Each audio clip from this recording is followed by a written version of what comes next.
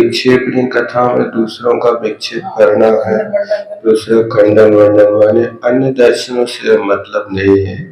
ये तो उस समय की बात थी कि जब न्याय दर्शन पढ़ते थे, यंग एज थी और आपके लिए इन सब चीजों को जैनागम में प्रवेश करना था, अपने मत पे श्रद्धान करना था। तो ये उस समय की बात है। अब तो बस आत्म स्वरूप या आराधना है। मतलब ये है कि उनकी चर्चा करेंगे मौत मत आदि, तो ये सब अनायतन, इससे क्या है। अब तो अंतिम तुम्हारी अवस्था ये हो गई कि अब बांस के सिरे पे खड़े हो गए। अब आपको छलांग लगाना, तो आप सावधानी रखो कि थोड़ा भी बांस हिल ना जावे। बस उस समय तो संलेखना के समय आयतन का आश्रय लेना, क्योंकि ड्यूटी उस बसतिका से बाहर लगाई है जहाँ पर वे दर्शनार्थी लोग आने वाले हैं। उनके लिए उस धर्म सभा में रोक करके रखें, डिस्टर्ब ना करें, और उनके साथ उनके अनुकूल चारों प्रकार की कथा कर सकते हैं। और चारों कथाओं को करेंगे, लेकिन इतनी सावधानी रखेंगे कि वो छपक के पास तक आवाज ना पहुंचे, हो हल्ला ना हो। जो 48 मुनि महाराजों की, 4 मुनि महाराजों की ये ड्यूटी रखी गई है, उनके लिए है।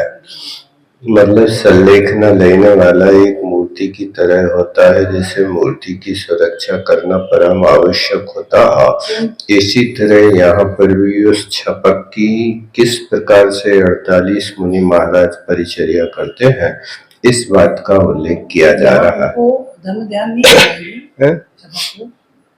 ये तो 4 मुनि महाराज, उनकी ड्यूटी अलग है, ये तो भीतर है, ये तो बहुत बाहर बैठ गए हैं। छपक तो यहाँ कमरे में है, और जो 4 मुनि महाराज 4 प्रकार की कथा कर रहे भी बसतिका के बाहर दूर क्षेत्र में है।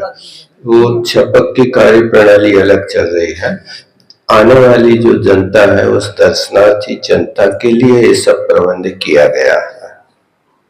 भोजन पान लाने वाले जो यति होते हैं शपथ के लिए, तो फिर भोजन पान लाएंगे तो स्वयं रुद्रनाथ नहीं करेंगे, ऐसा इन्होंने उल्लेख नहीं किया। परिचर्या करने वाले लाएंगे और उनके लिए ला रहे हैं। अब ये उपास क्यों करेंगे, इसका क्या मतलब? सेवा वृद्धि करने के लिए ये उनका उपास है, तो बात अलग है। अन्यथा तो ये ला करके सामग्री को जुटाएंगे, इनका यही काम है।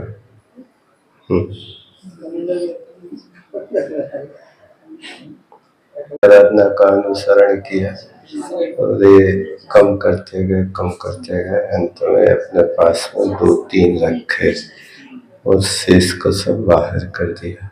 बहुत अच्छा। यहाँ पर यह अभिप्राय कहा जा रहा है कि वहाँ कैसा माहौल बना करके रखना है। वहाँ पर जो भी तत्व चर्चा हो तो वो ऐसी सहज सरल हो, जैसे बूढ़े व्यक्ति और रोगी व्यक्ति के लिए ज्यादा हार्ड भोजन नहीं दिया जाता है। जिसके दांत गिर गए उसको बाटी चना खिलाओ तो उसको कैसे पाचन क्रिया होगी। तो जैसे उनके लिए लिक्विड पदार्थ लपसी वगैरह बना के देते कि सहजता में उनका भोजन हो जाए। इस तरह संलेखना लेने वाला जो छपक संस्था आरोहण कर लिया, अब उस छपक के लिए यहाँ पर किस तरह से निर्वाह करना है, इस निर्वाह करने वाली बात कही कि उस छपक के सामने कठिन बात तो आप बंद कर दो। विक्षेपणी कथा उस छपक के लिए अनायतन कह रहा है। और फिर इसके बाद में वहाँ पर जो संस्तर वगैरह है, तो संस्तर वगैरह को शोधन करने के लिए भी 4 छपकों की वहाँ व्यवस्था की गई कि वे मुनि महाराज उनके उस स्थान का शोधन करेंगे और उस स्थान पर किसी प्रकार से जीवोत्पत्ति ना हो, संस्तर वगैरह में, इस बात का भी वे वहाँ ध्यान रखते हैं।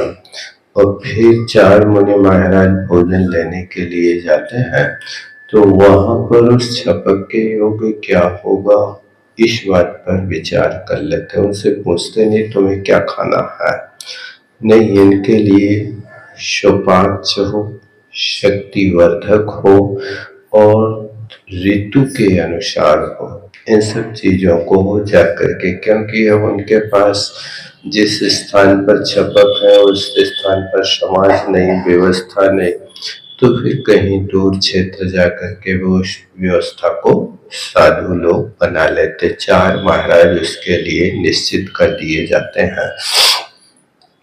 अब वहाँ पर जो हाल लाने वाले होते हैं उनको कोई प्रकार का रागवश माया नहीं करना चाहिए, क्योंकि माया भी होगा तो उसका स्वास्थ्य बिगड़ जाएगा।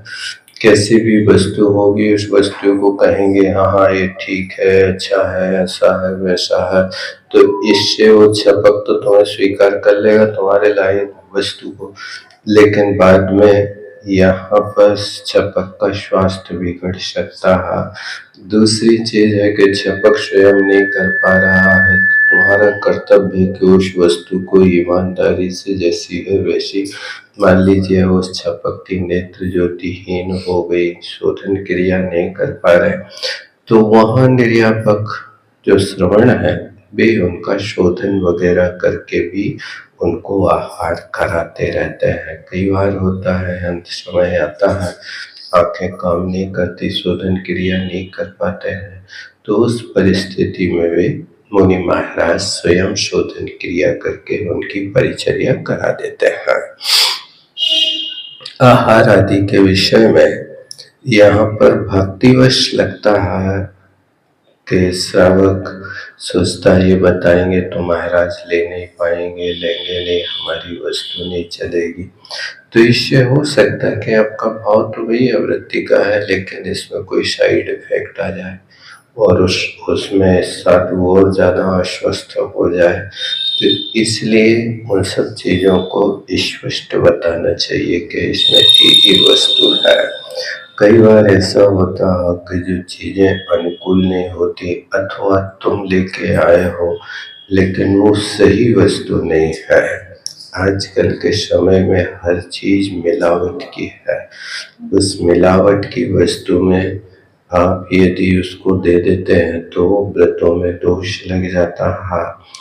अब आज के समय में केसर वगैरह पे विश्वास नहीं किया जाता। सही केसर जो होती है 20-20 लाख रुपया किलो बिकती है। अब वो वस्तु यहाँ पर उतनी महंगी हर कोई खरीदने का मन नहीं करता है, तो उसके एवज में ऐसी भी होती है कि जो 100-200 रुपया किलो की होती है उस पर अच्छा ऊपर लगा दिया जाता है और रंग में रंग दी जाती है और उसको आपको पकड़ा दी जाती। अब वो वस्तु डबल आपके लिए नुकसानदायक है। एक तो रंग आपके शरीर में जा रहा, केमिकल जा रहा है, दूसरी चीज है कि जो वस्तु अभक्ष है उसको यहाँ रंग करके डाला, जैसे भुंटा के वो बाल, अब वो बाल रंग के डाल दिए तो भक्ष तो है नहीं, है अभक्ष है। इससे अच्छा है कि इस वस्तु का परहेज ही करो जिसको अपन समझते नहीं है, अन्यथा उससे अपने लिए दोष भी लग सकता है। आज के समय में ऐसी वस्तु का सिर्फ एक शौक के लिए लोग प्रयोग करते हैं, बाकी ये सेवन के योग्य नहीं है। इसका सेवन करेंगे तो ये बहुत प्रकार के रोग पैदा कर देगा। वहाँ कश्मीर में तो हमने देखा था वो उस पर पैकेट पर लिख के रखते थे सिर्फ तिलक के लिए, खाने के लिए नहीं, इसका सिर्फ तिलक लगाना, माने ये केमिकल है, रंग से इसको रंगा गया है। और जो ओरिजिनल केसर थी वो फूल 1-1 इंच लंबे और ऐसे फूल बिल्कुल मुनगा के फूल की तरह स्पष्ट अलग, ऐसा तोड़ो तो उसका बीच का भाग अलग निकल जाए और उसमें यदि एक फूल आपने 50 ग्राम पानी में डाला तो डालते ही वो पीला हो जाए। वो चीज उसने कही थी आज से 15-20 साल पहले के ई केसर ओरिजिनल, और उस समय उसने 38 लाख रुपया किलो बताई थी वो कि इस भाव में उस समय बिकती। अब तो कितने में बिकती होगी पता नहीं, क्या हो गया। अब ब्रांड में रहती है उनकी, और उसमें कितनी मिलावट होती है। वो आम केसर को देखेंगे तो उबलने के बाद भी वो ऐसे ही पाल सा बना रहता है, यानी ये सब नकली वस्तु है, ओरिजिनल नहीं है। इसलिए इच्छापक के लिए कहा जा, निर्यापक के लिए कहा जा रहा कि आप उनके लिए ऐसी भिक्षा शुद्धि उपलब्ध कराए जिस भिक्षा के माध्यम से साधक की साधना बनी रहे, साधना गड़बड़ाए ना, ये यहाँ लगाना चाहिए। और फिर इसके आगे और भी शरीर की परिचर्या, मलमूत्र आदि का क्षेपण होता है, तो वात पित्त कफ आदि को वहाँ पर जो साफ सफाई अच्छे मन से करते हो, गिलानी न आती हो, उनका वहाँ पर काम लगा दिया जाता है। और शेष जो साधक है वे वहाँ पर इन सब क्रियाओं को करते हुए सावधानी पूर्वक संयम का पालन हो, असंयम का परिहार हो। तो संयम का पालन करने के लिए उस छपक के द्वार पर सावधानी पूर्वक 4 लोगों की ड्यूटी लगा दी जाती है। आपको यहाँ पर रहना, कोई अंदर ना आ पाए, क्योंकि कोई रागी द्वेषी व्यक्ति आएगा और रोएगा धोएगा तो उनका भाव बिगड़ जाएगा। इसलिए अंदर कोई नहीं जा सकता। ऐसे साधुओं की वहाँ पर व्यवस्था बना दी जाती है। सबके काम अपने अपने रूप में बांट दिए जाते हैं, निद्रा उनकी भंग ना हो। और यहाँ पर कोई पर सिद्धांत की चर्चा करने वाला यहाँ अंदर प्रवेश ना करे। उनके पास जो रहे वो उनको तत्व चर्चा कराए, लेकिन जो उनके लिए रुचिकर हो। सबकी रुचि एक जैसी नहीं होती है। कुछ ऐसे लोग होते जो सिर्फ प्रथमानुयोग पे ही अपनी पूर्ण आस्था रखते हैं, उनके लिए कोई बात नहीं रुचती। कुछ महाराज तत्वज्ञासी होते जिनको कर्णानुयोग लगता है, करोड़ प्रकृतियों के उदय उदीर्णा की बात में बहुत रस लेते हैं। और कुछ साधक होते हैं जो द्रव्यानुयोग के पाठी होते हैं, उनको द्रव्यानुयोग ही रुचिकर लगता है। इस तरह से इन सब की व्यवस्थाओं को व्यवस्थित कर दिया जाता है। अब इसके बाद काल जैसे जैसे ह्रास होता गया तो वहाँ साधुओं की भी कमी होती गई। अब इकट्ठे साधुओं का समुदाय नहीं मिल पा रहा है, तो उसमें जहाँ जैसी व्यवस्था हो उतनी व्यवस्था के अनुसार 4 साधुओं को कम करते गए। अंत में आकर के एक 4 साधुओं का संग रहा, उससे अपना काम कर लेते हैं। इस तरह यहाँ पर ही उनका कालक्रम का भी नियम बनाया। माने 48 ही साधु हो गए, ऐसी कोई यहाँ पर आवश्यकता नहीं, न्यूनाधिकता से भी काम हो जाता है। अब आगे कहते हैं, होने तो उनके साथ संलेखना का प्रावधान नहीं बनाना चाहिए। संग होना चाहिए कम से कम जो परिचर्या करने वाला, नहीं तो देखो क्या कह रहे, दुर्गति हो सकती है। वो ही अकेले सब काम करेंगे, परिचर्या करेंगे तो कर नहीं सकते। एक व्यक्ति कितना परिश्रम करेगा, उनकी सेवा करना, आहार लाना, शास्त्र सुनाना, संघ को संभालना, समाज को संभालना, ये सब चीजें बहुत मुश्किल होती है, दुर्गति का कारण हो सकता है।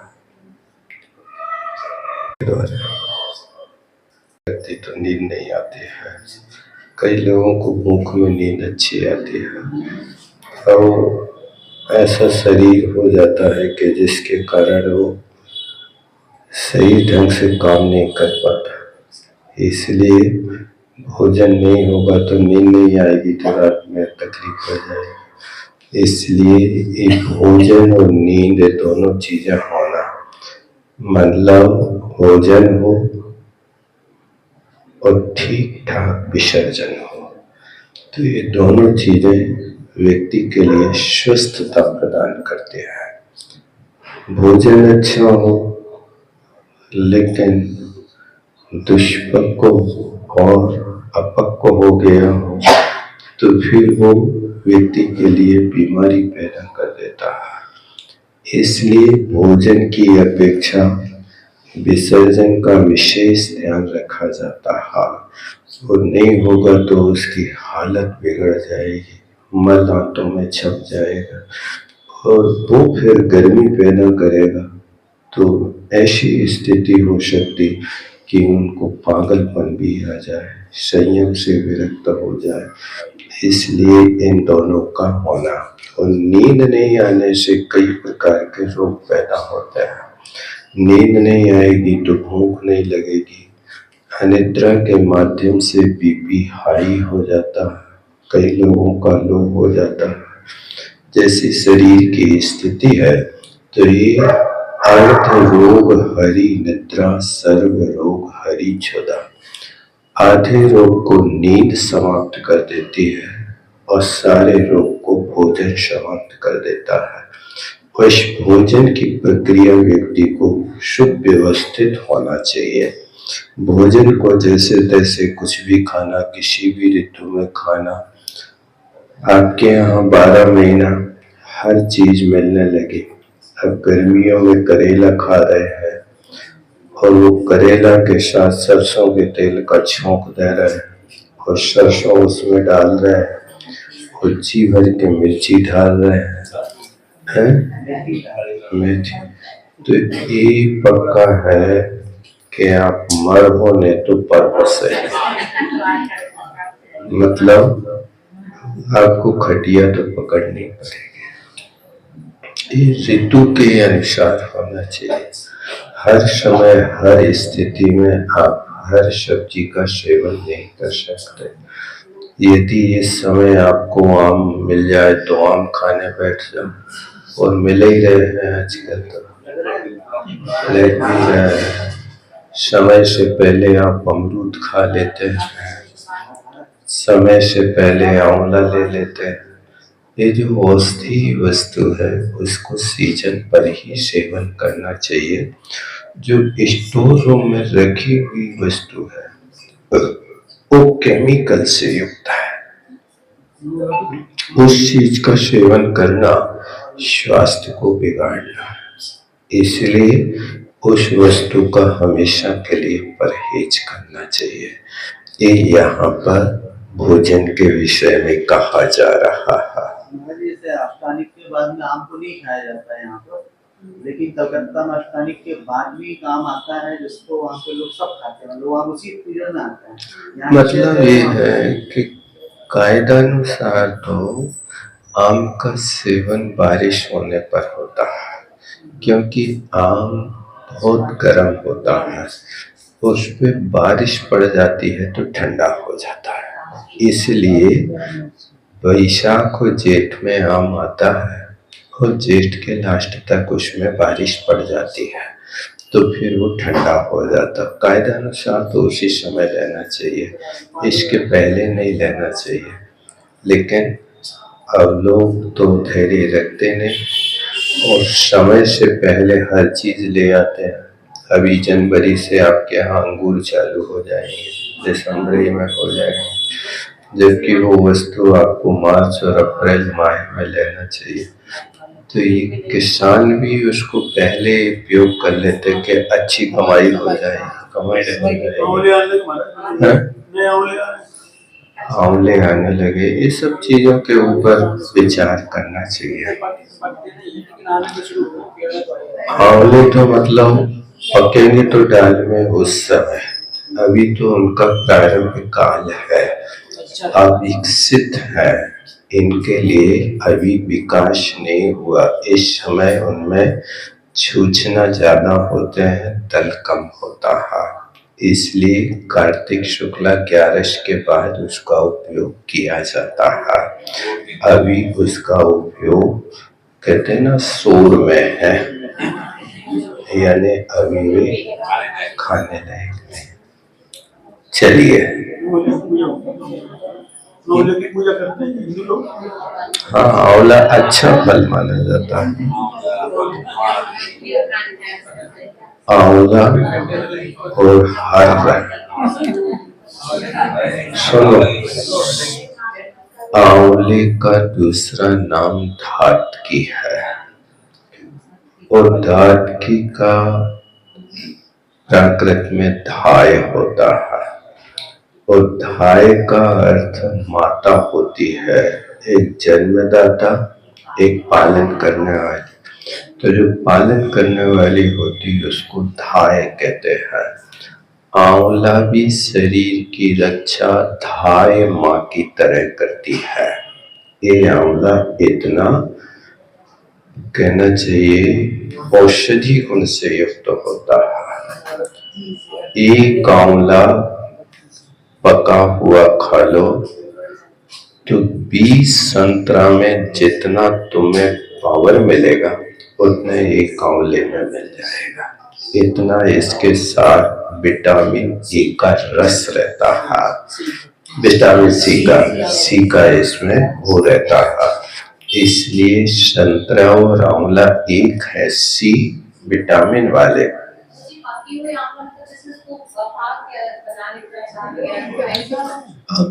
अपने हिसाब से वो बात उसकी नहीं है, लेकिन यहाँ पर औषधि गुण के लिए कहा जा रहा है। इसको अपना रचना का विषय ना बनाए। और हर्र जो होती है इसको आयुर्वेद में अभिया कहा जाता है। अभिया यानी हर्र खाने वाला व्यक्ति हमेशा स्वस्थ रहता है, उसके लिए रोग संबंधी कोई भय नहीं होता है, इसलिए उसका नाम अभिया। हरित की अभिया का सेवन करने वाला व्यक्ति हमेशा हरा भरा बना रहता है। इसलिए एक हर्र और एक आंवला ये रोज लेना चाहिए। हर्र लास्ट में सिकी हुई उसको पाउडर बना करके 1 चम्मच लिया जा सकता। उसको रीति के अनुसार कभी गुड़ के साथ, कभी नमक के साथ, कभी घी के साथ लेना होता है। प्रकृति से वो गर्म होती है लेकिन शरीर के लिए पोषक तत्व बहुत अच्छी वस्तु है। इस तरह से यहाँ पर उनके लिए एक कथन किया गया भोजन पान आदि के विषय में। आगे कोई छपक की हुई सेवा करने वाला और निर्यापक छपक के पहले ही चला गया तो वो तो और मजदार हो गया, मुश्किल पड़ जाएगी, इसलिए दुख हो जाता छपक को। बोलने वाले हाँ, मतलब जिनके पास संयम नहीं है, असंव्रत है, कुछ भी बोल जाए। बस